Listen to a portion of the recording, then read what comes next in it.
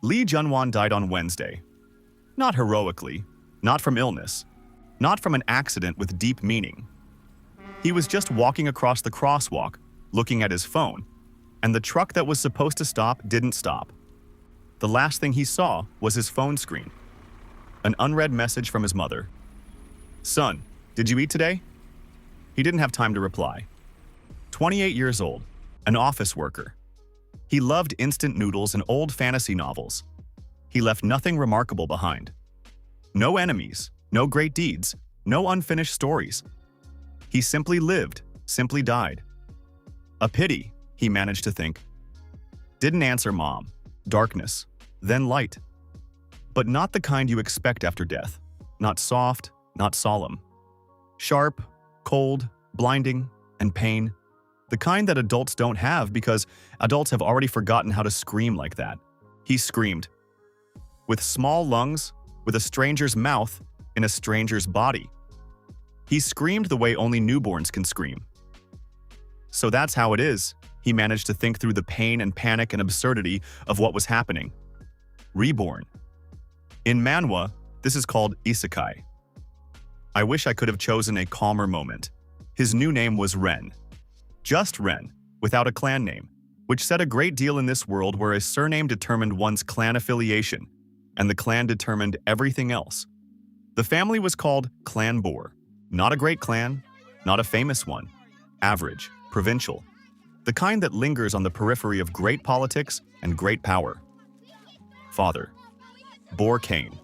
A rank sea hunter, broad-shouldered, with the permanently tired face of a man who works a lot and earns little. Mother. Boore Seal, once a beautiful woman whom the years and children had dried out ahead of time. There were 7 children. Ren was the 8th, the last, unexpected. He didn't realize it right away.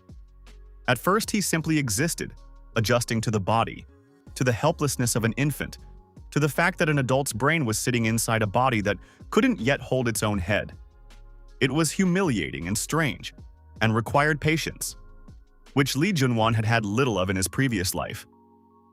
But there was time to observe, and he observed. He watched how his mother fed him mechanically, without the warmth he saw in her eyes when she looked at the other children. He watched how his father would come into the room, look at him, and something in his face. Not cruel, just indifferent. The way you look at a problem you don't know how to solve and prefer not to think about for now. Brothers and sisters. 7, ranging from 18 to 5. All different, all real, all accepted. He alone was extra. He understood this by 6 months. Not with his mind. His mind had understood earlier. He understood with his body, the way the body responds to the absence of touch. Infants who aren't held often wither. Lee Junwan didn't allow that. He held on inside, got angry, clung to life out of principle. I've already died once, he thought. Not a second time. By 1 year, he began to understand the language. Not learning, remembering, because languages settle in the mind differently than words, and this language lay in the memory of the new body like a native tongue. By a year and a half, he understood everything. He overheard his parents' conversation at night when they thought he was asleep. The healer said his constitution is 0, his father was saying. Quietly, tiredly. The manhwa isn't forming, at all. He won't be able to become a hunter. Not at all. His mother's voice, not stricken with grief. More like confirmation of something she already knew. Not at all. A pause. Kane, there are 8 of us already. A 9th mouth that won't grow up to be a hunter is. I know, said his father. Silence. He's weak, said his father. Very weak.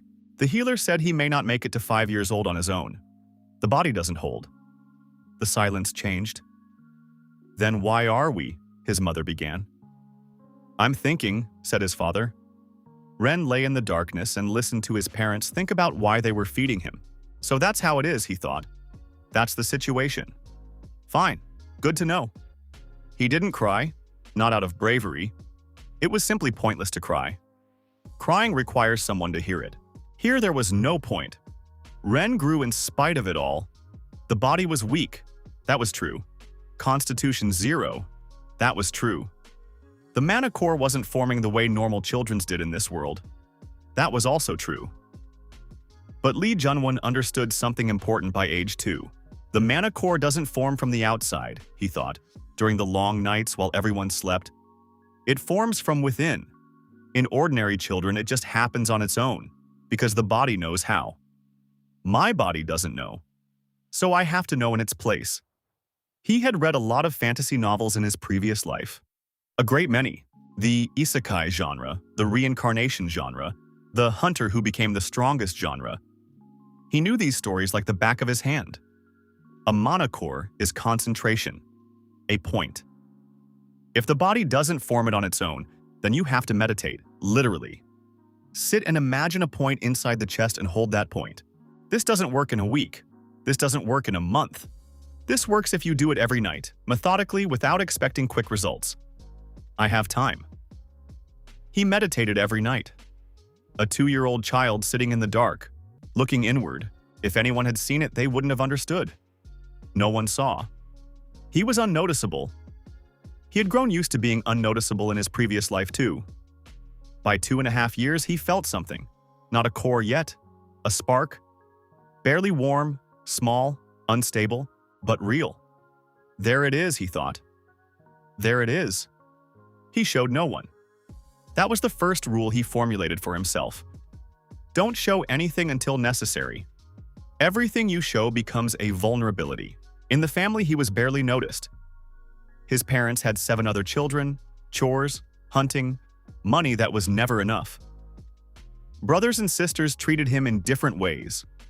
The eldest sister, Borlina, 18 years old, sometimes slipped him an extra piece of food. Not out of any special love, she was simply not cruel. The third brother, Bortan, 12 years old, sometimes shoved him. Not hard, not with malice, simply because he could, and no one had told him he couldn't. Ren didn't react. He took note. Not anger, he explained to himself. Just information. Every person is information. How they behave when they think there are no consequences. That's the most honest information. By 3 years old, the spark had become a seed. Small, half the size of a pea, but stable. Warm, his own. The healer who was called to examine the clan's children came in spring. Ren stood last in line. The healer placed his hand on each child's chest, named the core's rank, made notes. He reached Ren. He placed his hand, frowned, placed it again. Strange, he muttered. What? Said his father quickly. There is a core, said the healer. Small. Non-standard formation, not natural, as if someone had shaped it by hand. A pause. The rank is difficult to determine. The structure is different from usual. He removed his hand, looked at Ren. Boy, did you do anything? Some kind of exercises? Ren looked at him. 3 years old, small, quiet. No, he said. The first lie in this world. Easy. The healer shrugged. Anomalous formation. Rare. Development unpredictable. May grow, may stagnate. He looked at the father. Keep watch. His father nodded. He looked at Ren differently than before. Not warmer, but with something new. With calculation. Worse than indifference, thought Ren. Calculation. He was 4 years old when he overheard the second conversation. His father and uncle Boore Crate, a rank B hunter, the only one in the family who had risen above average. A conversation behind a closed door. But the doors in this house were poorly fitted and sound carried. Have you heard about the depth of Sora? His uncle was saying. I've heard, said his father. Carefully. A new ring has opened. The 12th. A pause. There are artifacts there, serious ones. The clan that gains access to the 12th ring. Impossible. The 12th ring. Rank S creatures live there. People go in and don't come out. Usually, said his uncle, but if you throw in bait in advance, something that will draw the creature's attention and give us time while they're occupied. A long pause. Cain. You have 8 children. Silence. The 8th, said his father slowly. The healer said the development is unpredictable. May grow, may stagnate. His uncle's voice was level, businesslike. The way people speak about things, not people. If it stagnates, he'll die before 10 years old anyway. Weak body. You know this yourself. Crate, his father began. I'm not saying kill, said his uncle. I'm saying leave. In the first ring. The creatures there are rank CB. The body won't survive more than a few hours. This isn't murder. It's simply accelerating the inevitable, and it gives us time to pass through to the 12th. Silence. Long. Seal won't agree, his father said at last. Seal won't know, said his uncle. You'll say you took the boy for training. Children often die on first outings. It's not uncommon. A pause. When? Asked his father. Ren stood behind the door. 4 years old. Small hands on the wooden wall. So there's the decision, he thought. They've decided. Something inside him tightened. Not fear. Something else. More complex. More bitter. These are my parents, he thought. This is my father who just agreed. Not out of malice, out of calculation. That's almost worse than malice. He didn't cry. The 4-year-old body wanted to. His mind didn't allow it. He stepped away from the door quietly, the way he had learned to walk soundlessly so no one would hear anything unnecessary. He lay down in bed, stared at the ceiling. So then, he thought methodically, because methodicalness was all he had. They want to throw me into a dungeon. The first ring of the depth of Sora. Rank CB creatures. I'm 4 years old, weak body, a non-standard tiny mana core. By his father's and uncle's calculations, the chances of survival are 0. By my calculations, also close to 0, but not 0. So we work with what we have. How much time until the outing? The new ring just opened. His uncle will name the date. A week? 2? A month? Every day must be used. He focused on the seed in his chest. Warm, small, his own. Grow, he asked it. Please. We don't have time. 3 weeks. That was exactly how much time he had. His uncle came in 5 days and named the date. Ren heard it. He counted. 21 days. He didn't spend them on fear. Fear is an emotion that consumes resources and gives nothing in return. He spent them on preparation. Nights, meditation. Every night, without skipping, for several hours. The mana seed grew slowly, agonizingly slowly, but it grew. By the end of the 3rd week, it had become the size of a walnut, still tiny by the standards of this world. But alive. Days, he observed. Watched his brothers training in the yard, watched his father working with weapons, memorized how they stood, how they moved, where the center of gravity was, how the body worked in motion. He couldn't train himself. Too noticeable. But in his head, he trained. Movement by movement. An adult's mind is capable of this, holding a pattern, running it through the imagination, building muscle memory that doesn't yet exist but will fall into place the moment the body is ready. He also read. The house had a small library, books on hunting, on dungeons, on creatures. Uncle Crate kept expedition journals. Ren would slip into his room while no one was around, a small, unnoticed child that no one particularly kept track of, and read. The depth of Sora, the oldest dungeon in the province. 12 rings, each deeper than the last, each more dangerous. The first ring, a forest zone, rank CB creatures. Plant monsters, ground beasts, nothing flying. The second, a water zone, more dangerous. Nothing beyond that was recorded. Those who went past the second didn't come back with notes. First ring, thought Ren. Forest zone. Plant monsters. So vulnerability to fire and acid. Ground beasts. Vulnerability to height, to traps. My mana is small, I can't spend it. So not magic. Survival. Hide. Move.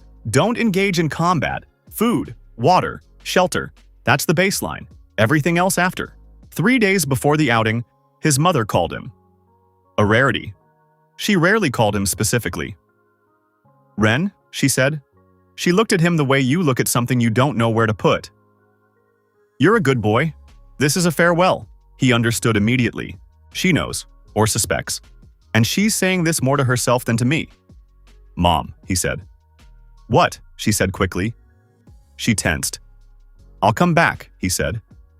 She looked at him for a long time. A 4-year-old child with dark, calm eyes saying, "I'll come back," in a tone that 4-year-old children don't use. She looked away. "Of course," she said, her voice even. Too even. Ren looked at her. She knows, he thought. She knows and says nothing. Because of calculation? Because of the 7 other children who matter more? Because that's what was decided. That is her choice. My business is to survive their choice. The day of the outing was clear. Mockingly clear. Blue sky, warm morning, birds somewhere. His father took Ren by the hand. Firmly, quickly, without looking at him. Led him through the forest. His uncle walked alongside, armed in full gear, businesslike. "Tell me what you find interesting," said his father, imitating instruction. For whom? For himself, probably. "Trees," said Ren. "Correct. A hunter always notices trees. They provide cover and—" "Dad," said Ren. "What?" "You shouldn't explain," said Ren. "I know where we're going." His father stopped. For the first time all morning, he looked at him properly. Ren looked back at him, calmly, without tears, without accusations, without pleading. He simply looked. Something passed across his father's face. Not remorse, too quick for remorse. Something resembling discomfort, for a second. Then he turned away. "Hold my hand," he said. He walked on. The entrance to the depth of Sora was plain. A stone arch in the hillside, overgrown with moss. Beyond the arch, darkness that was not simply darkness. Different air, different pressure, different smell. The smell of something living and ancient at the same time. The dungeon breathed. They entered, and the first ring met them with a forest. A real forest. The trees rose upward into some darkness where no ceiling was visible. Bioluminescent mushrooms glowed at the roots. Something rustled off to the side. Beautiful and frightening at the same time. His father walked quickly. His uncle beside him, hand on his weapon. They walked for about 20 minutes, deeper and deeper, farther and farther from the entrance arch. Ren memorized every turn, every landmark. A glowing stone at a fork in the path. A fallen tree with blue bark. A stream running from south to north. Memorize, he told himself. This is your map. They stopped in a small clearing. His father let go of his hand. "Wait here," he said. "We'll check the perimeter." Ren looked at him. "There it is." "All right," he said. His father didn't look at him again. He turned. Walked off with his uncle in the direction where Ren already knew from the journals there was a passage to the second ring. The footsteps faded. Silence. Ren stood alone in the clearing. 4 years old. Small body, small monocore, hands that still didn't obey as they should. Around him, the first ring of the depth of Sora. Somewhere in the darkness between the trees, rustling. Not quietly. He stood and waited until his father's footsteps had completely disappeared. Then he sat down right on the ground, crossed his legs, closed his eyes. "Don't panic," he told himself. "Panic kills faster than monsters. Breathe, think, act. First, where to go. 20 minutes on foot from the entrance arch. The landmarks are memorized. That's not urgent. Something else is more urgent now. Creatures. I can hear rustling to the north. That means the south is cleaner. I go south from the clearing, find water, find shelter, assess resources. That's it. Let's begin." He opened his eyes, stood up, walked south. Small, dark, alone. The dungeon watched him from all sides, from the darkness between the trees, from the depths of the glowing mushrooms. Ren didn't look back. 20 years, he suddenly thought. I don't know why that number in particular, just 20 years. Then I'll come out, and they'll learn that I survived. This isn't a threat, just a plan. The first year was about survival in the most literal sense. Food, water, shelter, warmth. In the dungeon there was no day or night, only bioluminescence that was slightly brighter during certain hours and slightly dimmer during others. Ren called this day and night and kept to that rhythm. A small child's body required sleep, and he slept.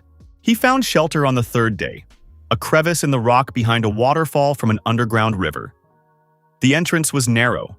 An adult couldn't squeeze through, and rank sea creatures didn't venture into water without need. Almost safe. Almost. The first time a creature found him, Ren hid under the roots of an old tree and didn't breathe for 40 minutes while it walked nearby. The 4-year-old body trembled. He held it by force of will for as long as he could, then simply lay there and waited for it to stop. Frightening, he admitted to himself honestly. Very frightening. That's normal. Fear is not the enemy. Fear is information. Danger is real. Noted. Now what to do? In the first weeks, he fed on mushrooms. Cautiously, a little at a time, checking the body's reaction.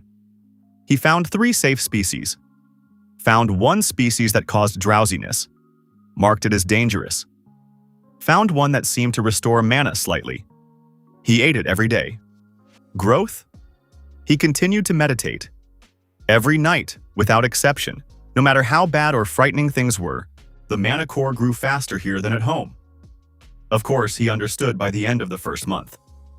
Everything here is saturated with mana. The air, the water, the ground. This is pure mana, at a concentration that doesn't exist on the surface. If an ordinary child grew up here, they would grow stronger than on the surface. This is an accelerated environment. They threw me here to kill me. They gave me the ideal place to grow. A bitter irony, but noted. By the end of the first year, Ren killed his first creature. Not intentionally. It attacked, he reacted. A small creature resembling a mole with claws, rank F by his estimate. The weakest thing found in the first ring. He struck it with a stone once, twice, a third time, until it stopped moving. Then he sat over it for a long time. I killed, he thought. In my previous life, I never killed anything intentionally, not even insects. Now I've killed. This should feel like something significant. It felt like hands covered in blood, the smell of metal, and a quiet voice inside that said, "You're alive." It isn't. So it was right. He didn't think about it anymore. Ren was 9 years old. The body had changed. 5 years in the dungeon, 5 years of survival and meditation, and constant movement had turned the frail child with 0 constitution into something else. Not large. His height hadn't come into its own yet. But wiry, quick, with that particular quality of movement found in animals accustomed to danger. Nothing superfluous. Every movement precise. The mana core had grown to a size he couldn't compare to anything known. Simply large, dense. Its color was dark blue, almost black, which was non-standard. Ordinary mana cores were golden or white. His was dark, because it grew in the darkness, he thought, on its own. Without a teacher, without a system, without rules. Its own way. He had covered the entire first ring. He knew it like the back of his hand. Every root, every nest of dangerous creatures, every food source. He drew maps on stone with a sharp stone, methodically, updating them when things changed. The creatures of the first ring were no longer a threat. Rank C ones he would go around or kill depending on his mood. Rank B ones he went around. He fought some several times and withdrew. In the 7th year, he killed his first rank B creature. It was a forest hydra, 3 heads. Regeneration, poison. By the standards of surface hunters, a serious opponent for a rank B group. Ren fought it for 6 hours. Not because he was weak, because he was methodical. He studied the attack pattern, tested the vulnerabilities, determined the regeneration time. This was not a battle. It was a study. Then, knowing everything that needed to be known, he killed it in 20 minutes. The dungeon system responded for the first time. He had read about the dungeon system in his uncle's books. Every dungeon had an internal system that tracked kills and gave a trophy echo. Ordinarily, hunters used special crystals to receive the echo. Ren had no crystal, but the echo found another way. It seeped directly into the mana core. Hot, dense, like a sip of bitter tea. Painful and good at the same time. The core became slightly larger, slightly darker. Interesting, thought Ren. The trophy echo is absorbed directly into the core, without an intermediary. That's non-standard. That's advantageous. So the more I kill here, the faster the core grows. Not into a crystal, into me. Good. I'll kill more. Ren was 14. 10 years in the dungeon. He stood at the boundary between the first and second ring. A stone arch, beyond which the air changed. More humid, heavier, a different smell. The water zone. The first ring was behind him. Completely. Every creature that had lived there he had studied. Most he had killed several times. The mana core from the first ring had grown so much, it had begun to press against its limits. It needed stronger creatures. It needed to go forward. He stood at the arch and thought. The second ring, a water zone, rank BA creatures. Every external hunter who entered had drowned there. But they entered with surface skills, with surface mana, with fear. I have none of those weaknesses. Ren entered. The second ring met him with dark water, fog, and sounds that hadn't been in the first. Deep, low, like something enormous breathing at the bottom. He moved slowly, along the edge, not entering the water. At first he simply observed. 2 days of nothing but observing. What swam there, how it moved, from where it attacked, when it was vulnerable. This isn't hunting. This is data collection. Hunting comes later. Then he began. Another 5 years passed. Ren was 19. He had covered 4 rings, each by the same principle. Observation, analysis, methodical mastery, killing creatures from weakest to strongest, absorbing the trophy echo directly into the core. Meditation every night without exception. 15 years. Not a single missed session. The mana core had changed so much that he stopped calling it a core. It was something else. Not a sphere, not a point. An entire structure inside the chest, dark and multi-layered, like a black crystal growing from the inside outward. Constantly warm. Alive. He called it the abyss. Not because it sounded beautiful, because it was accurate. When you looked inward, you saw a depth with no bottom. Each layer went deeper, each layer denser than the one before. The healer on the surface had once said, non-standard formation, unpredictable development. This unpredictable, thought Ren sometimes. The body had changed too. 19 years old, tall, wiry with no excess weight. A calm face with that particular stillness found in people who have lived alone for a long time. Dark eyes, almost black, like the core. He looked directly and for a long time, without a wandering gaze, without nervousness. He simply looked. He spoke little. Not because he couldn't, because there had been no one to speak to for 15 years, and the habit of silence had become second nature. The fourth ring, a fire zone. Magma, creatures of stone and flame, temperatures that melted metal. He spent 2 years there. He learned to work with the temperature. The body adapted slowly, painfully, with burns that healed and burned again. But it adapted.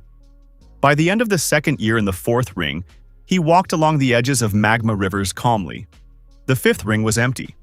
Not in the sense of safe, in the sense that there were no creatures there. Only space, vast, endless, with a ceiling disappearing into darkness. And voices, not real voices, something between illusion and reality. Whispers, names, familiar voices sometimes. His mother's voice saying, "Good boy." His father's voice that was silent, which was worse than words. His uncle's voice, businesslike, saying, "The eighth." Ren spent 3 weeks in the fifth ring. He didn't leave. He listened to the voices every day. This was deliberate. If I leave now, it will come back later. At the most inconvenient moment, I need to sit and listen until it stops hurting, until it becomes just sound without power. On the 22nd day, the voices became just sound. He stood up, walked into the sixth ring. Next, the ninth ring was described in his uncle's journals simply as, "No one goes there." Ren understood why when he entered. The space here was alive. Not metaphorically, literally. The walls breathed. The floor beneath his feet responded to his weight. Not dangerously, simply like living tissue. Light came from everywhere and nowhere at the same time. Soft purple, almost beautiful. The creatures of the ninth ring didn't attack immediately. They watched. The first one he encountered resembled a human. Almost. 2 meters tall, gray skin, eyes without pupils, and a rank S aura that Ren had felt from 100 meters away. Heavy, pressing, like the air before a storm. The creature looked at him. Ren looked back. It's assessing me, he understood. Deciding whether I'm a threat or not. He didn't attack. He didn't retreat. He stood. The creature stepped aside, walked away. Interesting, thought Ren. It decided I wasn't a threat, or not prey, or something third. He spent a year in the 9th ring, the strangest year of all. Rank S creatures here didn't attack him without cause. They observed. Sometimes they walked alongside him on a parallel course, like animals that had acknowledged a stranger as one of their own. Not a friend. Simply one of their own. Because I'm soaked in this place, he understood. 15 years in the dungeon. The mana I carry, it's from here. Dark, deep, of the same quality as theirs. They don't take me for a human in the full sense.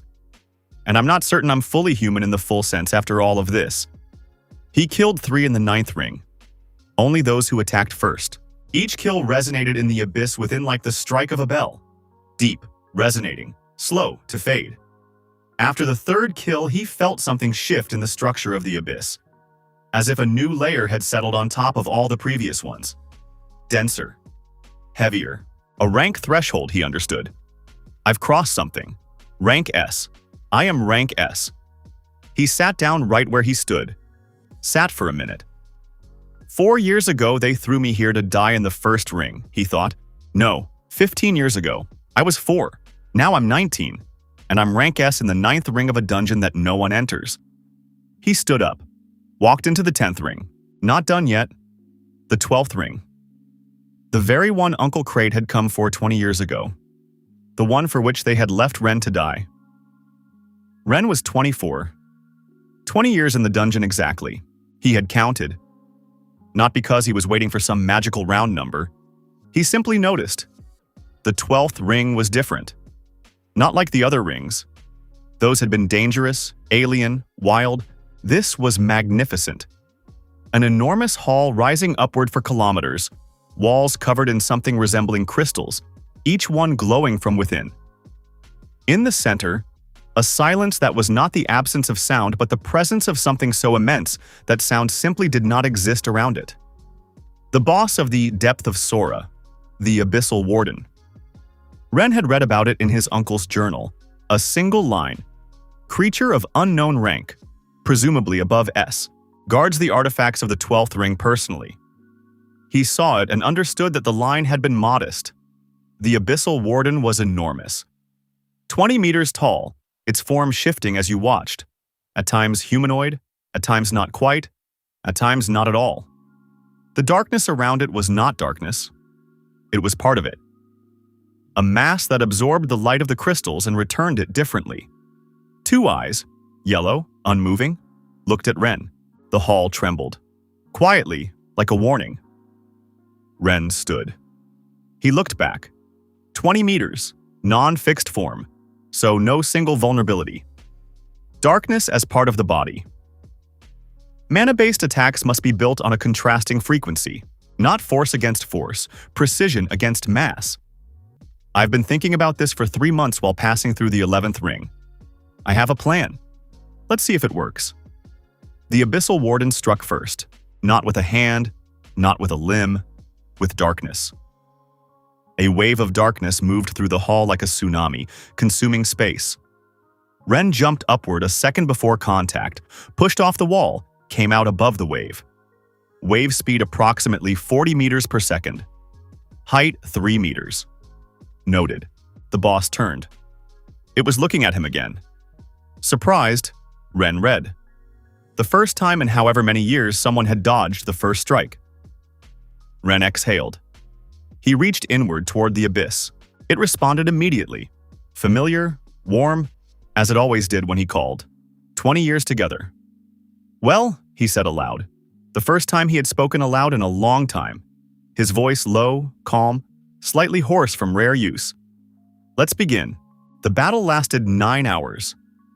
Not because Ren was weaker, because the Abyssal Warden was old. Very old. A creature that had stood here so many years it had merged with the dungeon.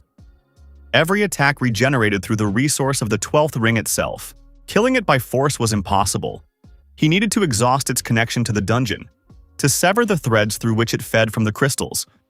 Ren did this methodically. Hour by hour, thread by thread. At the 8th hour, the Warden changed. Its form stabilized. It became smaller, denser. This was a sign not of strength but of loss.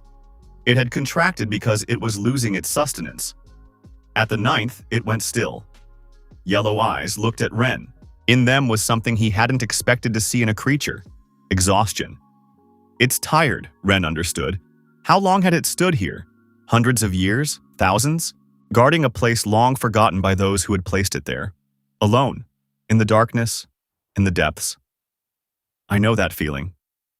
Ren stood across from a dying creature. You can go, he said quietly. I don't know where things like you go, but you can. The warden looked at him. For a long time. Then the darkness that had been its body began to disperse. Slowly, like fog at dawn. Until only the yellow light of 2 eyes remained, and then nothing remained at all. The hall exhaled. The crystals flared brighter. The dungeon felt that its master was gone. Ren stood in the center of the hall alone. The dungeon's system responded. Not with a small echo as before. With a roar. Everything the Abyssal Warden had accumulated over hundreds of years of guardianship poured into the abyss at once. Ren fell to his knees, not from weakness, but from the volume. Too much, too fast, too dense. He held it inside, clenched his teeth, held on until it settled. For a long time. Then he stood up. Done, he thought. The 12th ring is cleared. Now, upward. He walked back through all 12 rings. Unhurried. The creatures stepped aside, not out of fear. Ren knew the difference between fear and acknowledgement. They acknowledged. The one who had defeated their master held a different status. The first ring met him like an old acquaintance.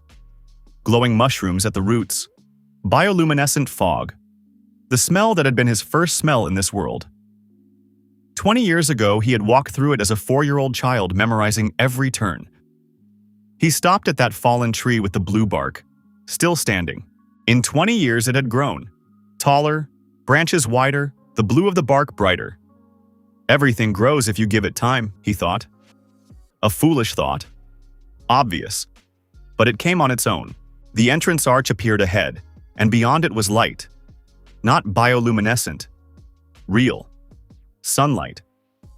Ren stopped before it. 20 years he had been walking toward this moment, and now, standing one step away from it, he wasn't in a hurry. He stood and looked at the strip of daylight as at something very simple and very significant at the same time. Out there is the world that discarded me, he thought. Parents who abandoned me. A family that decided I was extra. A clan that wouldn't have noticed my absence. What do I feel about that? He thought honestly. For a long time. Not hatred. Hatred is when it hurts. The pain had been. It had passed. The 5th ring, the voices. 3 weeks until it became just sound. Not a desire for revenge in the hot sense. That also requires pain. There is no pain. Simply, they made a choice. I survived it. Became who I became partly because of it. That's true. It's a complicated truth. What comes next will show itself. He stepped out. The sun struck his eyes like a physical blow. 20 years without real sunlight. Bioluminescence was not this. This was different. Alive, warm, on the skin like something forgotten that the body remembered before the mind did. Ren stood at the dungeon arch and squinted. Around him? Forest. The same forest his father had led him through 20 years ago. Changed? The trees were taller, the undergrowth different, but recognizable. The smell. Grass, earth, wind, resin, smoke from somewhere far away. He stood and simply breathed for several minutes. Then he looked around. A hunter's camp was 500 meters away. He didn't see it right away. Several tents, the smoke of a campfire, voices. Hunters at the depth of Sora. They had always been there. His uncle's journals mentioned a constant clan presence around the dungeon. Ren walked toward them. They saw him from a distance. One hunter, young in standard gear, stood up, looked, then shouted something into the camp. By the time Ren came close, there were already 5 of them. They looked at him with that expression he understood immediately. A stranger coming from the direction of the dungeon. This is non-standard. Stop, said one. Hand on his weapon. Not aggressively, just cautiously. Rank B by his aura, Ren assessed automatically. Who are you? Where from? Ren stopped. He looked at them. 5 adult hunters looking at him as at a threat, or as at a madman. He hadn't yet decided which. He understood why. Long dark hair, clothing sewn inside the dungeon from whatever had been found. A face that was young but whose eyes didn't match the age. Ren, he said. His voice sounded strange. Too loud after 20 years of speaking only to himself. I came out of the dungeon. Out of the dungeon, the hunter repeated. Skeptically, which ring? The 12th, said Ren. Silence. 5 hunters looked at him. Then one laughed. Not maliciously, reflexively, the way people laugh when they hear something impossible. The 12th, he said. Right. Listen, kid, the 12th ring. The Abyssal Warden is dead, said Ren. More precisely, gone. The 12th ring is currently without a master. If your clans were planning to go there, you have a window, not a long one. The dungeon will install a new warden within a few months. The laughter stopped. The 5 looked at him differently now. Wait, said the oldest, slowly. You're saying you killed the Abyssal? Didn't kill, Ren corrected. Defeated. He left on his own. There is a difference. Silence. Ren looked at them. He watched their faces change, from skepticism to uncertainty to something resembling confusion. They checked his aura. He saw one of them activate a measuring artifact. Small, a bracelet on the wrist. The artifact showed something. The hunter with the bracelet looked at the display, then at Ren, then at the display again. Rank, he began. It doesn't matter, said Ren. I need one thing. A pause. Where is Clan Boore now? The senior hunter, his name was So Minho. He introduced himself, apparently having decided that, with a person projecting such an aura it was better to be polite, led Ren into the camp. He gave him water, gave him food. Real food, surface food. Ren ate slowly, not because he was especially hungry, but because the taste was unfamiliar after 20 years of mushrooms and underground game. Clan Boore, said So Minho carefully. Are you a relative? A son, said Ren. Minho looked at him. Boore Kane, head of the clan? He was. When I left. Boore Kane died 7 years ago, said Minho. On a raid. The 5th ring of the Black Canyon. A pause. The clan is now under the leadership of the eldest son, Boore Terran. Father died, thought Ren. He waited to see if he would feel something. Pain, relief, emptiness. He felt a quiet, complex thing without a name. Not grief and not joy. Something between understanding and acceptance. He made his choice, lived with it for 7 years, then died on a raid, as he had lived. That is his story, not mine. Mother, he said. Boore Seal is alive, said Minho. She lives with the clan. Elder sister Boore Lena is married. Separate house in the provincial capital. Lena married. The one who sometimes slipped him an extra piece of food. Where is the clan now? Asked Ren. Provincial town of Sorhan. 3 hours travel to the northwest. Minho looked at him. Are you? Going there? Not right away, said Ren. He thought. First I need to do something. What exactly? Ren looked at him. Learn to be human among people again, he said. 20 years alone. That leaves marks. Minho looked at him and there was something in his face that Ren didn't recognize right away. Something resembling respect mixed with something else. Not pity. Ren would have felt pity and he didn't like it. Something resembling understanding. We have a spare tent, said Minho. You can stay as long as you need. Ren nodded. The first offer of help from a stranger in 20 years, he thought. It needs to be received properly. Don't close off. Don't be overly guarded. Thank you, he said. A simple word. Short, but real. For 3 days, Ren simply observed. There were about 20 hunters in the camp. Different clans, different ranks from C to B, one rank A hunter who kept to himself and looked down at everyone with that weariness found in people long accustomed to being stronger than those around them. Ren studied not magical techniques, not tactics. People. How they talked, how they joked, how they argued. What topics brought laughter, what brought tension, how they looked at a stranger. With what expression? At what moment that expression changed? 20 years alone, he thought. Social skills are like muscles I haven't trained. They're there. I remember the theory from my previous life and from those years before the dungeon. But practice is needed, so Manhwa turned out to be a decent person. Not outstanding, not particularly clever, but honest, with that simple honesty found in people who don't engage in self-deception. On the second day, he sat down next to Ren by the campfire. "Can I ask a question?" said Manhwa. "Yes." 20 years in a dungeon. "How did you not go mad?" Ren thought. "I lived methodically," he said. "Every day. Concrete tasks. Concrete goals. I didn't think too far ahead and I didn't think too far back." A pause. "And I meditated." "Meditated," Manhwa repeated, as if that were the most unexpected word. "Every night. 15 years without missing a single session." Manhwa looked into the campfire. "I would have gone mad in the second year," he said. "Perhaps," Ren agreed. "It's different for everyone." They sat in silence. The fire crackled. Somewhere at the other end of the camp, someone was laughing at something. "Does your family know you're alive?" asked Manhwa. "No," said Ren. "They think you're dead." "Probably." Manhwa looked at him. "And you're going to them?"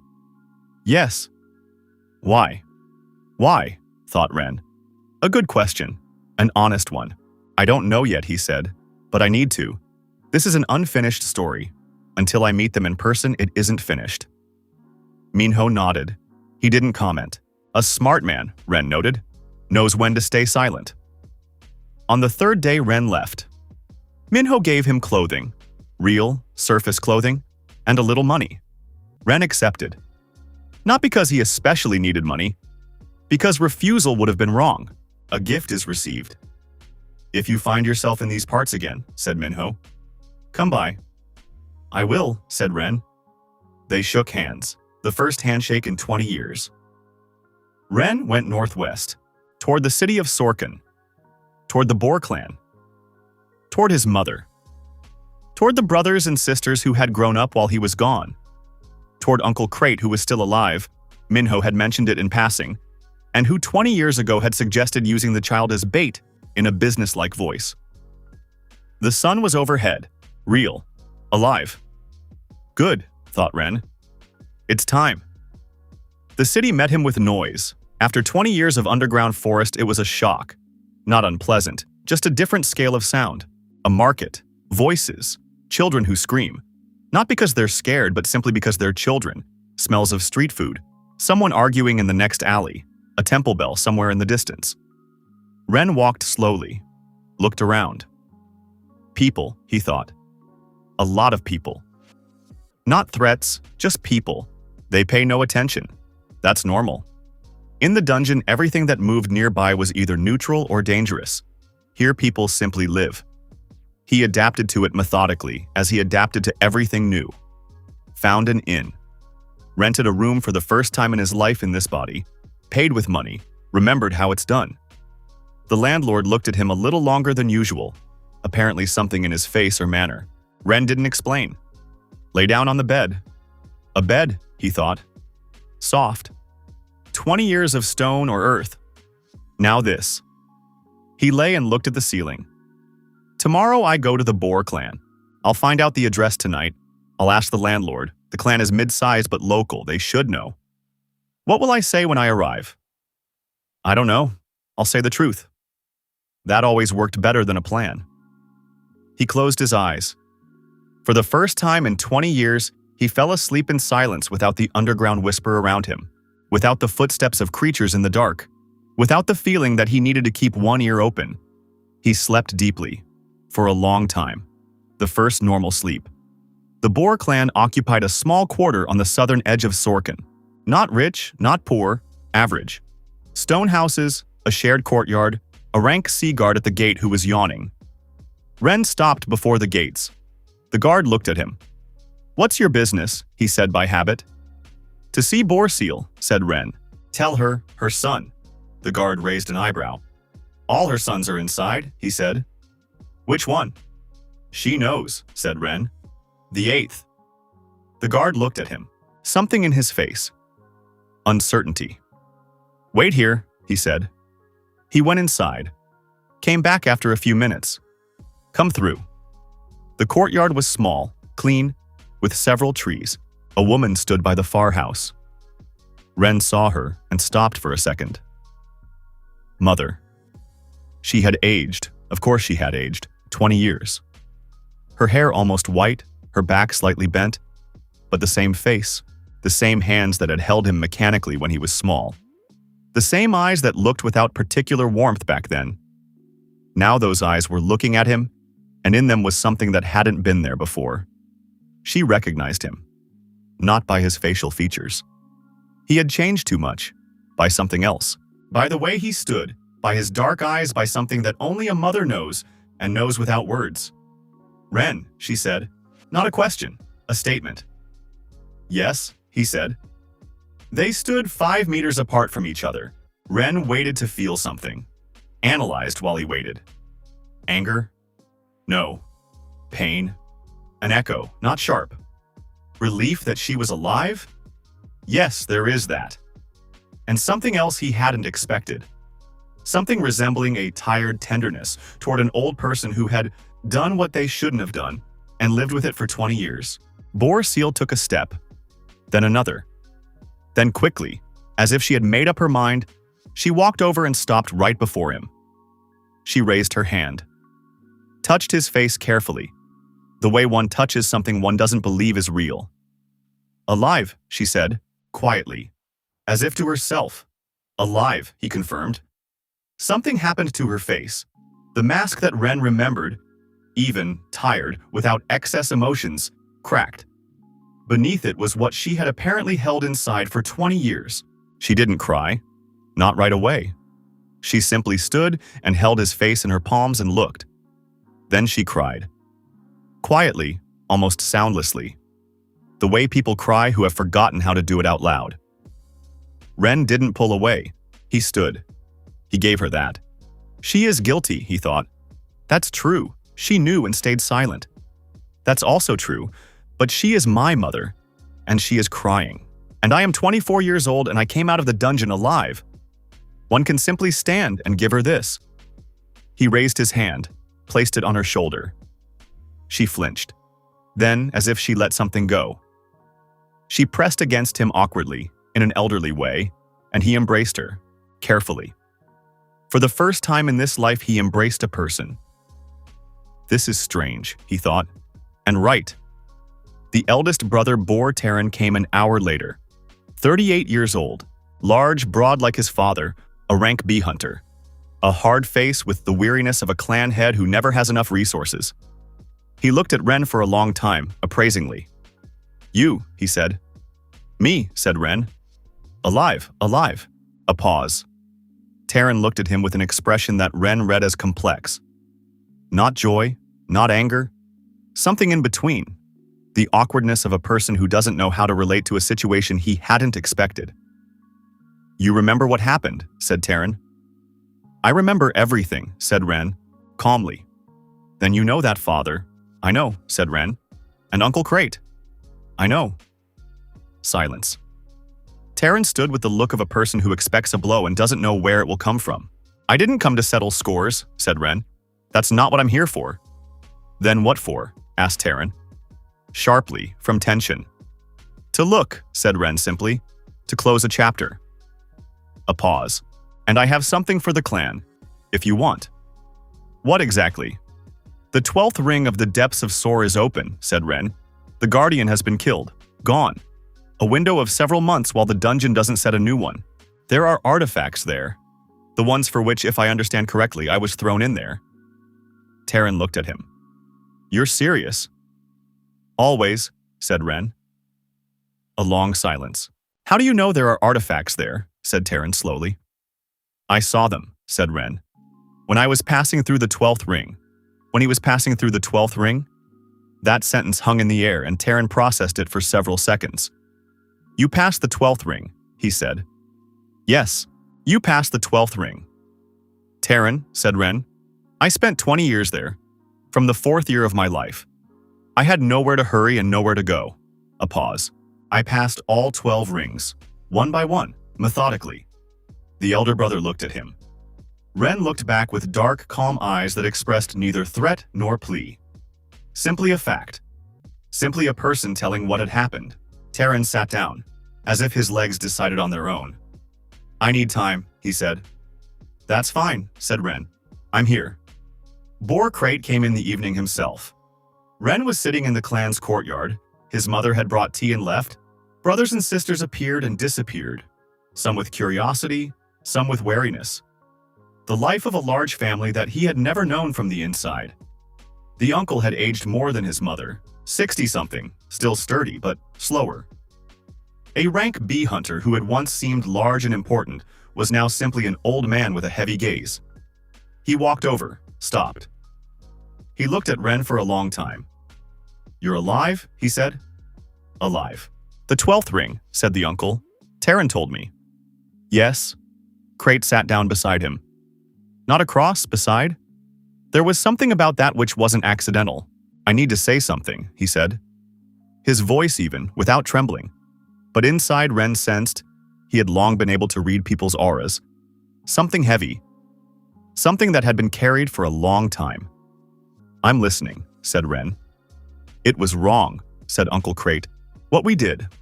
A pause. I proposed it. That's on me. Not only your father's. My decision, my proposal. A long pause. I thought about you afterward. Many times, especially when Cain died. I thought maybe it's punishment. Maybe not. I don't know about such things, but I thought. Ren listened. That is not an excuse. He is not making excuses. He's simply telling the truth. That's different. Crate a Josie, he said. I didn't come for apologies. I know, said the uncle. You're not that kind of person. It's visible. You came because you needed to close it. I understand. A pause. But I wanted to say it anyway. For myself, not for you. An honest man, thought Ren. Not a good one. An honest one. Those are different things. But it's something. I heard you, said Ren. They sat in silence. Evening descended on Sorkin. Lanterns lit up one by one. What's next for you? Asked the uncle. I don't know yet, said Ren. To look around. To understand how this world is arranged now. 20 years. A lot has changed. It has changed, the uncle agreed. The Great Clan Tournament is in 3 months. The Hunters Guild has opened a new registry. Rank S, the first in 20 years. He looked at Ren. You'll enter the registry. We'll see, said Ren. Not we'll see, said the uncle. You will. Your aura. I feel it from the edge. Even from the edge it's… He shook his head. I've never seen anything like it. Ren didn't answer. Rank S registry. Clan tournament. This is the beginning of something new, he thought. The dungeon is over. The surface is beginning. Interesting. Late at night, Ren was sitting on the roof of the inn where he was staying. He looked at Sorkin, lights in houses, night traders, guards on the walls. The sky above him starry. A real sky, not the ceiling of the dungeon. He sat and allowed himself to simply be. Not analyze, not plan, not assess the situation. Simply be here, alive, on the surface, under the stars. Lee Junwan, who died on a Wednesday at a pedestrian crossing without answering his mom's message. Somewhere in a past life that had been and had become the foundation for this one. Ren, who was born weak into a large family and was left to die at 4 years old, had lived 20 years in darkness and come out. Who am I? He thought. Both. Neither. Something third that grew from the two. A person who knows how to live in the dark and not be afraid. Who knows how to be alone and not break. Who knows how to wait and work and not rush what needs time. And who is only beginning. The dungeon system was silent. It had stayed down there, below. Here there was no system that gave out tasks and counted trophies. Here there was only him. Good, thought Ren. That's even more interesting this way. Somewhere in the city the night bell struck. Once. The sound rolled across the rooftops and went into the dark. Ren looked at the stars. The clan tournament in 3 months, he thought. The rank S registry. The Hunters Guild. The uncle who carries something heavy. The mother who cried. The brother who doesn't know how to relate to him. The big world that lived 20 years without him and will now meet him. Interesting what will happen. He smiled quietly, almost imperceptibly, simply because it was interesting. Let's begin. The building of the Hunters Guild in Sorkin was the tallest in the city. Not because it was an architectural masterpiece, simply practical. An observation tower on the roof, clan flags along the facade, 2 guards in full gear at the entrance, both rank B. Ren sensed their auras without stopping. He entered, inside a large hall. Notice boards along the walls. Tasks, contracts, warnings about unstable dungeons. Several groups of hunters at tables, eating, talking, studying maps. A registration desk. A young girl with the tired face of a person who answers the same questions 8 hours a day. Ren approached the desk. The girl looked up. She looked at him in a standard, professional way, then a little longer. Something about his face or the way he stood caught her attention. "Registration," said Ren. "First time at the guild?" she asked. "Yes." "You need a clan document or no clan," said Ren. "Independent." She nodded. A standard situation. Independent hunters happened. She reached for a form. Name. Ren. Last name? Just Ren. A pause. She looked at him. "Without a last name, you can't be registered in the registry," she said. Ren thought for a second. Boore. The clan that had abandoned him. That name was no longer his. Never really had been. A new name. His first own one. Abyss, he said. Ren Abyss. The girl wrote it down. Then, she handed over a rank measurement artifact. A small crystal on a stand, standard procedure. Place your hand. Ren placed it. The crystal flared. Not with ordinary light. With dark light. Black-blue, like the abyss inside him. It flared and cracked. Quietly, cleanly, right down the middle. The girl looked at the broken crystal, then at Ren's hand, then at the crystal again. "This," she began. "It broke," said Ren. "Yes, I can see it broke," she said. Her voice leveled out, professional. But her fingers trembled slightly as she cleared away the shards. "This only happens with a very high rank, higher than what the crystal is calibrated for." "And it's calibrated for," said Ren. "Rank S," she said, "the maximum in the standard registry." A pause. "Please wait," said the girl. She stood up, walked into the depths of the building at a quick pace. Ren stood at the desk. He sensed several gazes from the tables. The hunters who were in the hall were looking. Someone had heard the crystal crack. Someone had simply caught the tension in the air. Get used to it, he told himself. This is going to happen. 5 minutes later, the girl returned with a man. Around 50 years old, short haircut, a guildmaster's badge on his jacket. A rank A aura, strong, steady. The man looked at Ren calmly and appraisingly. Namgyol, he introduced himself, master of this branch. A pause. You broke the measurement crystal. Yes, said Ren. That's a rarity. I understand. You understand what this means for registration? Said Namgyol. The standard registry does not accept hunters above rank S. You require a separate procedure. The capital branch. A pause. Where are you from? From the depths of Sor, said Ren. Namgyol looked at him. From the dungeon, he clarified slowly. Yes. How long were you there? 20 years. The hall grew quieter. The hunters at the tables were no longer pretending not to listen. Namgyol looked at Ren for a long time. Then he did something Ren hadn't expected. He nodded. Once, briefly, like a person who had received information and was working with it, not arguing with it. Come into my office, he said. We'll talk. The office was small, functional. Maps on the walls, stacks of documents, 2 chairs by a desk. There were no broken crystals on the desk, but one whole one stood there, dark red, clearly a different class than the one at the counter. Namgyol sat across from him, folded his hands. "Tell me," he said. Not a specific question. Simply, tell me. Ren appreciated that. An open format. The master wanted to hear what Ren himself considered necessary to say, not what needed to be answered to specific questions. A smart man, he noted. Ren told it briefly, without embellishment. Was abandoned at 4. Lived 20 years. Passed all 12 rings. The Abyssal Guardian left. Came out. Namgyol listened. Didn't interrupt. His face almost motionless, only his eyes moved. When Ren finished, the master was silent for several seconds. The Abyssal Guardian, he said. A creature that had stood in the depths of Soar for an estimated 400 years. According to the latest data, rank SS. Higher was not classified because there were no precedents of surviving an encounter with it.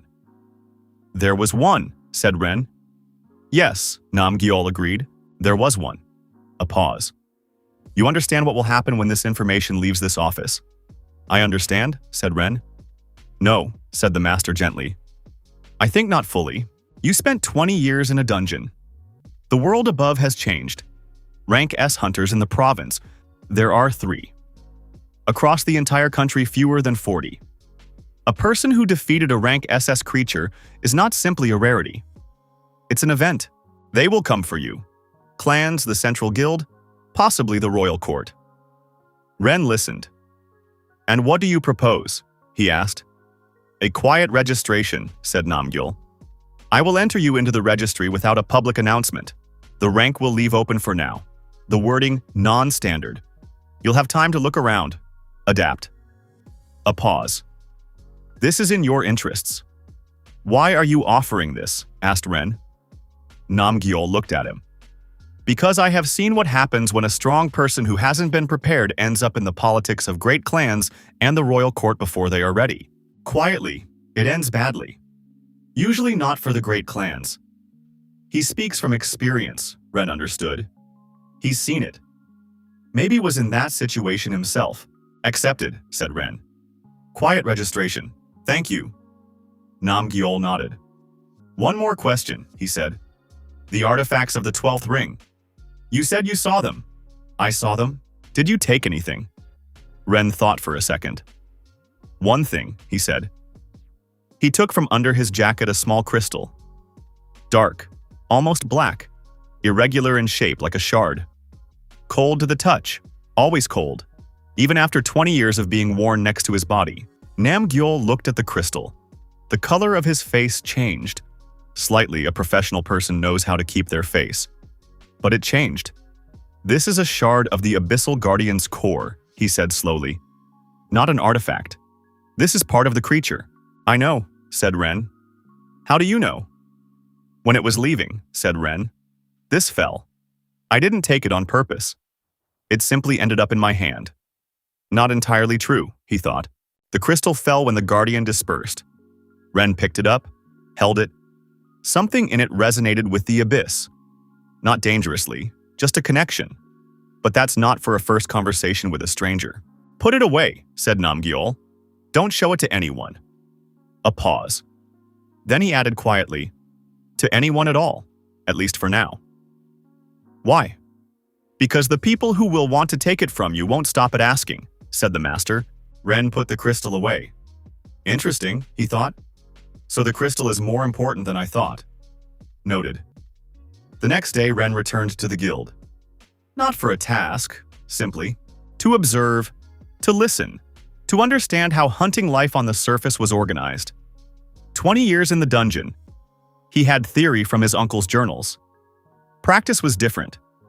He sat by the window with a mug of something hot that the local server girl had called herbal brew. By taste, Ren couldn't determine exactly what it was, but the warmth was pleasant. He observed. A group of rank B hunters at the central table were going over a map. They were arguing about the route.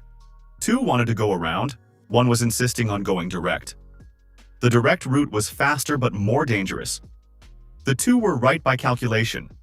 The 1 was right by intuition. In this particular case, the intuition was wrong. Ren could see it by the map. He said nothing. Not his business yet. At the next table, a loner. Around 25 years old, red hair, a rarity in these parts. A rank B aura with something non-standard. Ren sensed it and paused. A non-standard aura. Not like his. Different. But particular. The loner was also looking at a map, but not at roots, at the dungeons themselves, at their structure, at the distribution. Studying something systematically. An analyst, Ren understood. A hunter who thinks before going. A rarity. The redhead looked up, sensed someone watching him, looked at Ren. Ren didn't look away, just looked back. Neutrally, the redhead raised one eyebrow, a gesture meaning roughly, "What do you want?" but without hostility. Ren tilted his head slightly toward the redhead's map. A silent question. "What are you studying?" The redhead looked at him for a second, then nodded at the neighboring chair. Ren moved over. "So Aichan," the redhead introduced himself, his voice lively, fast. He spoke a little faster than he thought, or thought just as fast as he spoke. The second was more accurate. "Ren," said Ren. "Just Ren?" "For now." Aichan looked at him for another second. Accepted the answer, nodded, didn't press further. A good sign, Ren noted. Doesn't insist on what isn't his business. "You're looking at the structure of the dungeons," said Ren. "Yes." Aichan unrolled the map. "You see this? 3 dungeons within a 20-kilometer radius. That doesn't usually happen. 1 per district, 2 at most if the territory is large. 3 close together is an anomaly." A pause. "I've been studying anomalies for a year. There's a pattern that no one has explained yet." "What pattern?" asked Ren. "The dungeons have started growing," said Aichan. Quietly. For Ren only, not for the hall. Not the monsters inside. The dungeons themselves. Physically expanding, slowly but measurably. And where they expand, the rings are densifying. Creatures are getting stronger ahead of schedule. Ren listened. "The depths of Soar was also expanding when I was leaving," he recalled. "The 12th ring felt different in the last months. Denser, tighter. I thought it was because the Guardian had left and the structure was changing, but maybe it's broader." "You reported it to the guild?" asked Ren. "I reported it," said Aichan. He grimaced slightly. "They said, 'We're studying it.' That means they put it in a drawer. Why don't they take it seriously?" "Because there's too little evidence," said Aichan. "The pattern is visible on the map, but that's interpretation. You need data from inside several dungeons simultaneously, and that's expensive and hard to organize for one hunter without a clan." "You're without a clan," Ren noted. "I was with a clan," said Aichan. "A year and a half ago I left." A pause. He didn't explain. "And you?" "Also without a clan." Aichan looked at him with the expression of someone who is evaluating something. "Have you been in Sorkin long?" he asked. 3 days. "Where did you come from?" "From the south," said Ren. Aichan nodded. Again accepted the answer, didn't pull at it. They sat over the map. Ren looked at the 3 marked dungeons. An anomaly, he thought. Dungeons are expanding. The depths of Soar has 12 rings, the last one now without a master. The Abyssal Guardian's crystal in his pocket. The abyss inside reacting to something I haven't understood yet. All of this is connected. I don't know how yet, but connected. "So, Aichan," said Ren. "Aichan is fine," said he. "Aichan, if I told you that the depths of Soar is now fully open, all 12 rings, would you go there for data?" Aichan looked at him. "The 12th ring is open," he said slowly. "The Guardian is gone. A window of several months." "How do you know?" "I'm from there," said Ren. Silence. Aichan looked at him for a long time.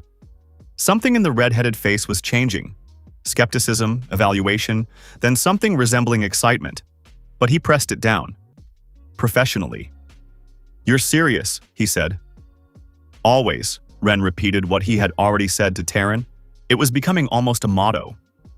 Aichan looked at the map, at the depths of Soar marked in the center, with the circles of 3 neighboring dungeons around it. "If that's true," he said quietly. "Data from inside the 12th ring? That's..." He shook his head. "That changes everything I've been trying to prove for the past year." Then you'll go, said Ren. To survive there is. I'll show you the way, said Ren. A pause. Ichan looked at him. You know the depths of Soar from the inside, he said. All 12 rings, every route. A pause. 20 years. The silence was long. Then Ichan said briefly, like a person who makes decisions quickly and doesn't like to revisit them. When do we leave? 3 days they prepared. Ren watched how Ichan packed methodically by a list, each item with a reason.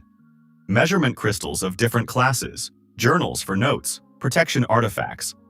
Standard rank B equipment for a serious excursion.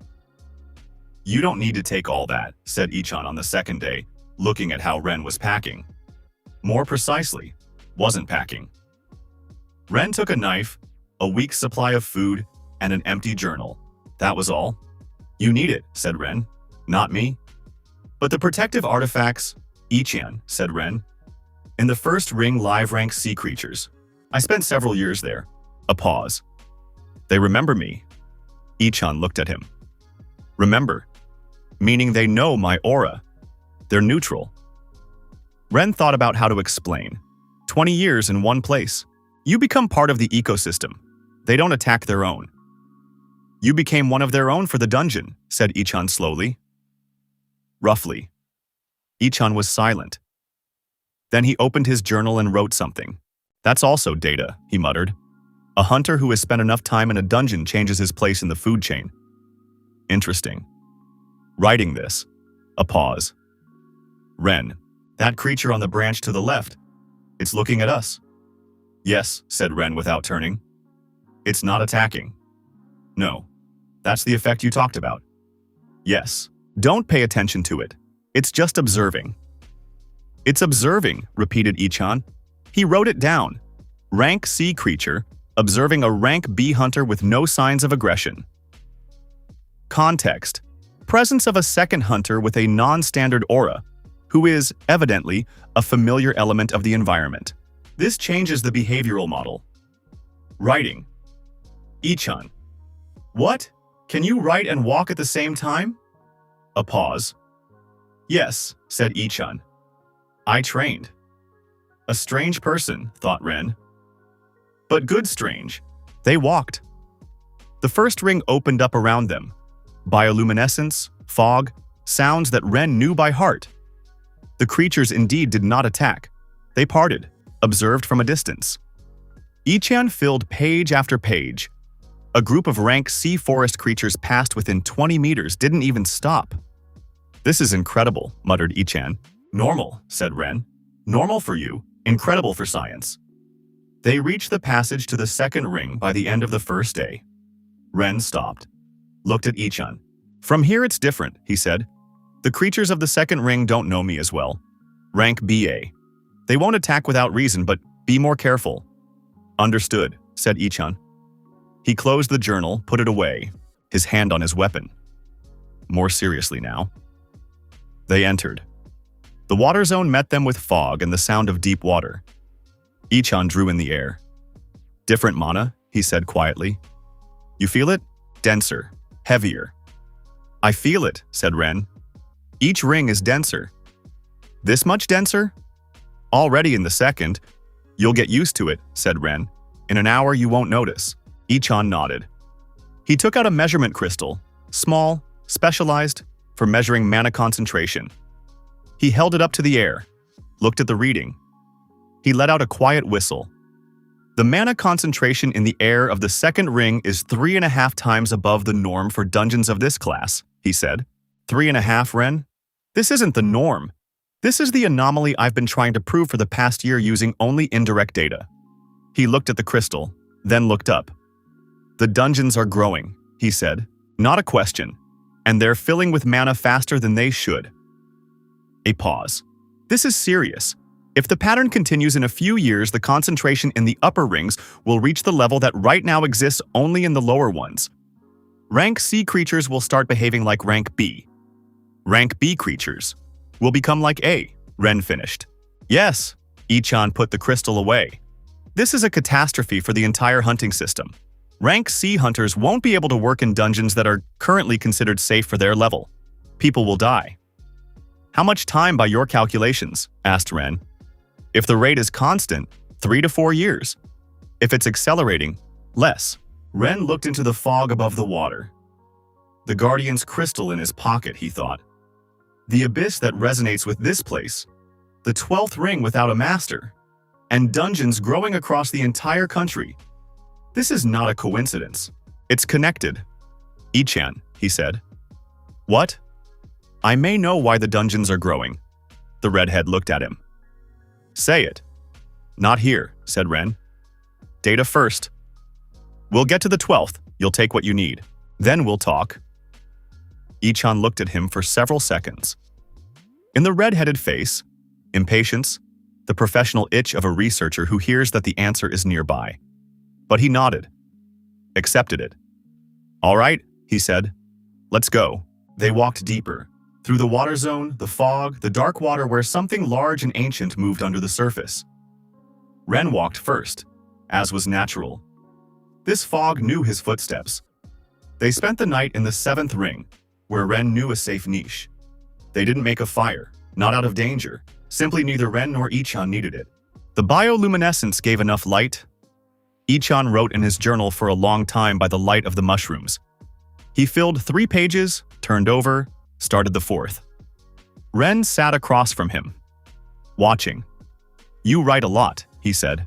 It's all necessary, said Ichan without looking up. Why do you do all this? Asked Ren. Ichan looked up. He understood the question wasn't about the journal.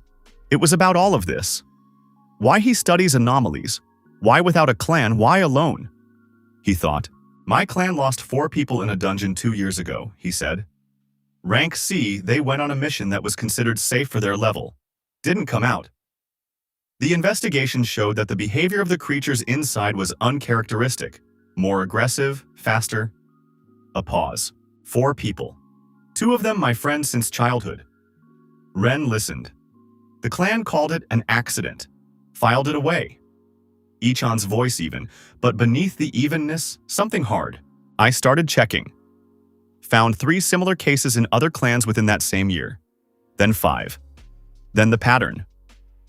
He looked at the pages of his journal. If I prove that these are not accidents but a systemic problem, the classification of missions can be changed. Rank C hunters won't go where it's already dangerous to go. A pause. The 4 can't be brought back. But the next ones, maybe they can. Silence.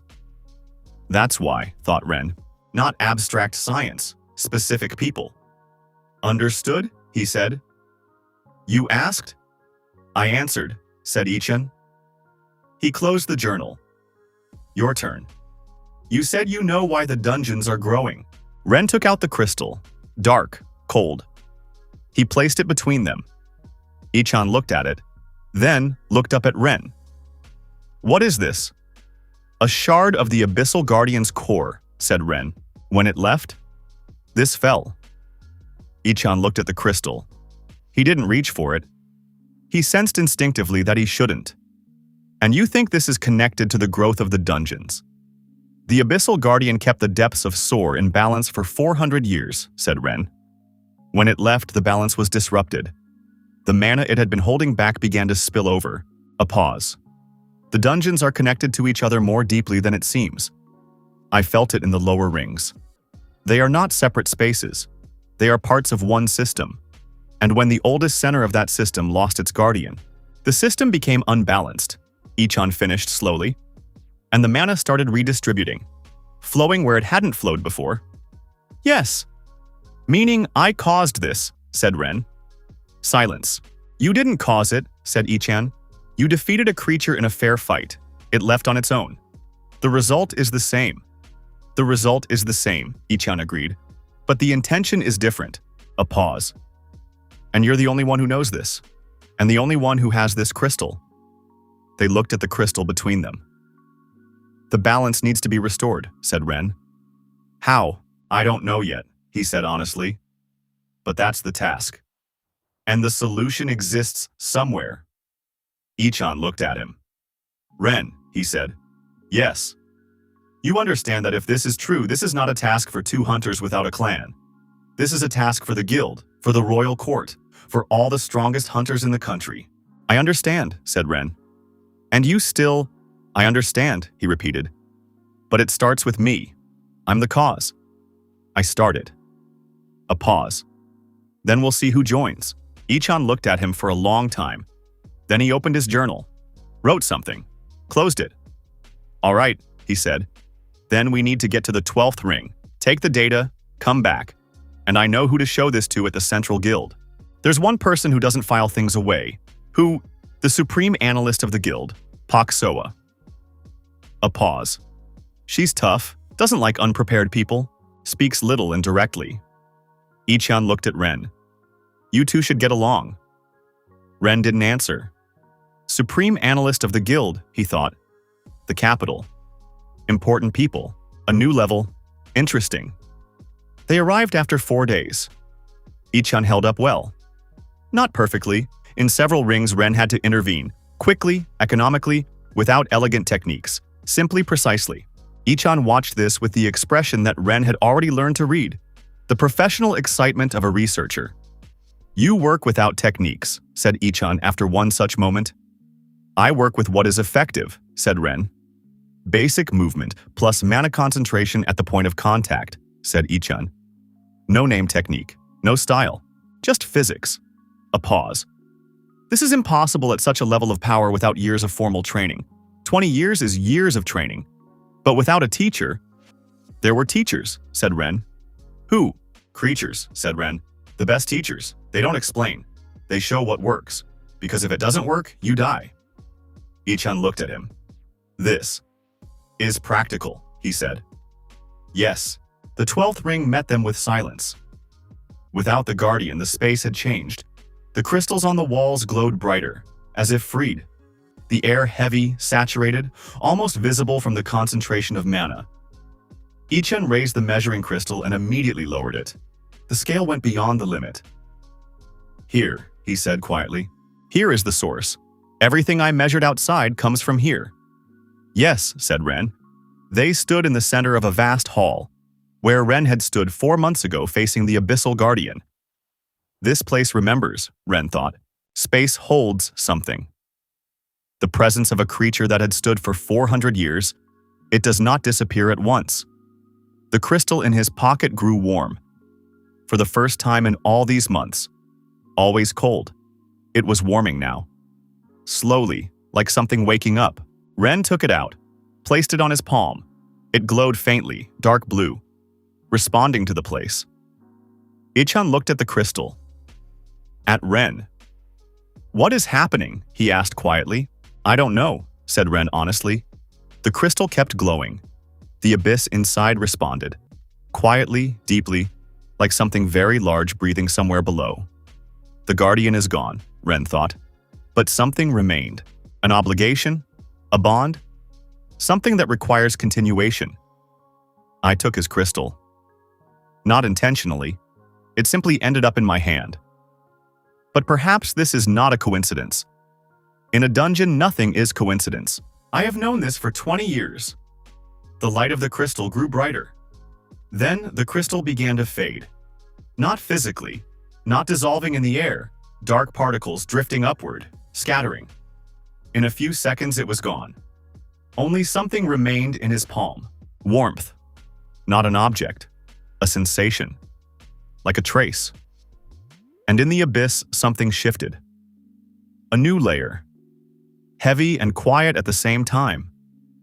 Understood, Ren thought. Not with the mind. Somehow differently. Deeper. The Guardian was leaving because he was tired. 400 years alone. He passed this to me. Not a post, not an obligation by force, simply passed it on. Because I was the only one who understood his exhaustion. 20 years alone in the dark. I understood. Ichan looked at him in silence. Something in his face.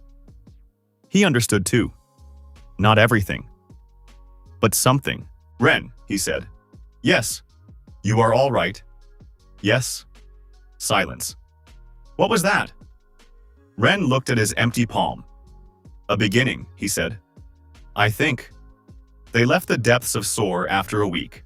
The sun was like the first time. Ren stopped at the threshold every time. Mentally noted the sun. Real. I remember. Ichun immediately took out his journal.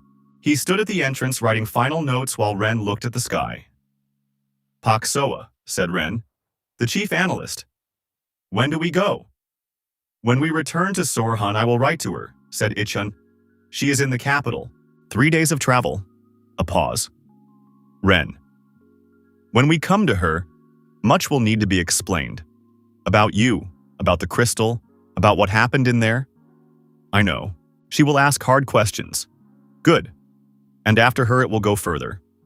This cannot be stopped anymore. Your name will become known. I know, said Ren. I am ready. Ichun looked at him. You are a very calm person, he said. 20 years of practice? In calmness? In everything else, said Ren. Calmness is a side effect. Ichun looked at him for a second. Then he laughed. For the first time in all this time, genuinely, vividly, without irony. Good laugh, Ren noted. People who laugh like that have something real inside. They walked northwest, toward Soren, toward the road leading to the capital. Behind them, the depths of Sor stood in the forest. Silent.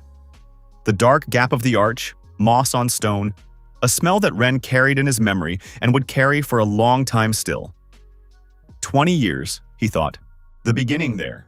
The continuation here. The balance that was broken must be restored. The dungeons that are growing must be understood.